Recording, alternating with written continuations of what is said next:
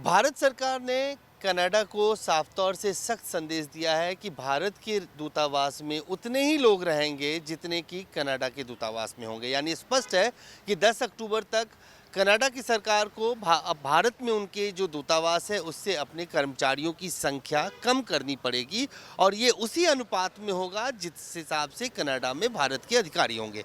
RP Singh ji हैं BJP के वरिष्ठ नेता और राष्ट्रीय प्रवक्ता। ये एक तरह से एक स्ट्रॉन्ग मैसेज है भारत सरकार की तरफ से। ये प्रोटोकॉल है, एक नॉर्मल बड़ा प्रोटोकॉल है। अब उसको मैसेज लें जैसे मर्जी लें। प्रोटोकॉल ये कि जितने हमारे राजनयिक वहाँ पर हैं उतने राजनयिकों को हम यहाँ छूट दे रहे हैं। हम ये नहीं कह रहे कि आप कम करो, जितने हैं उसका बैलेंस होना चाहिए। उनके ज़्यादा क्यों होंगे यहाँ पर?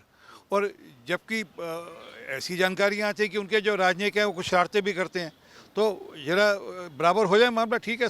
इसमें किसी को अन्यथा नहीं लेना चाहिए। एक डिप्लोमेसी के प्रोटोकॉल का हिस्सा है।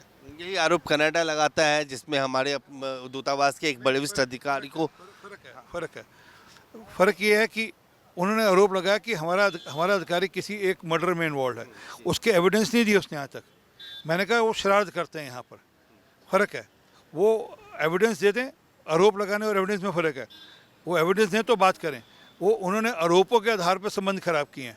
और जबकि हमारे यहाँ से 19 आतंकवादियों के डोजर उनके यहाँ गए हुए थे, उन्होंने उस पर एक्शन नहीं लिया और हमारा राजनयिक पे एक्शन ले लिया क्योंकि उन पर दबाव था कि 19 के ऊपर एक्शन कैसे लूँ। एक और दूसरा, उनकी पॉलिटिकल कंपल्शन है, उनको सत्ता में बने रहना है। हमारी कोई पॉलिटिकल कंपल्शन नहीं है। हम सिर्फ प्रोटोकॉल को मद्देनजर काम कर रहे हैं।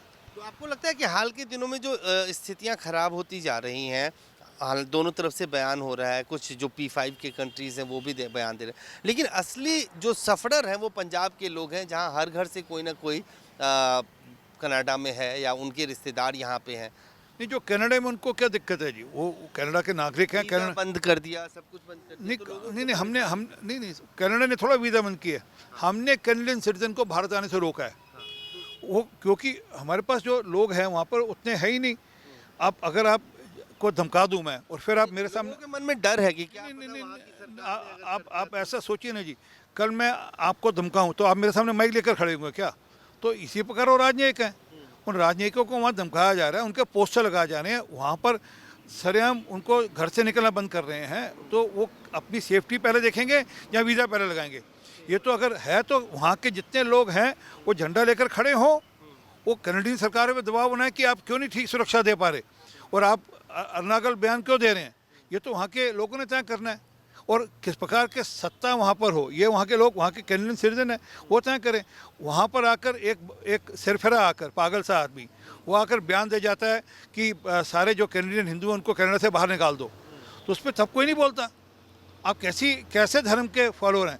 मतलब आप सिख धर्म में कहाँ गया कि आप किसी के खिलाफ इस प्रकार की भाषा का इस्तेमाल करेंगे? हम तो सरबत के भले की बात करते हैं और आप टारगेट कर करें तो वहाँ पे लोगों को खड़ा होना पड़ेगा और सरकार को मैसेज देना पड़ेगा। हमारी तरफ से छूट है, वह आए।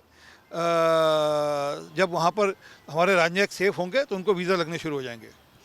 तो साफ तौर से आरपी सिंह जी का कहना है कि ये जो माहौल ख़राब हुआ है इसमें कनाडा की सरकार जो है वो जिम्मेदार है। और जहाँ तक भारत सरकार ने जो आदेश दिया है वो स्पष्ट रूप से उस रूप में है कि जिस अनुपात में कनाडा में भारतीय दूतावास में भारत के लोग रहेंगे उसी अनुपात में भारत में कनाडा के राजनयिक रह पाएंगे 10 अक्टूबर के बाद।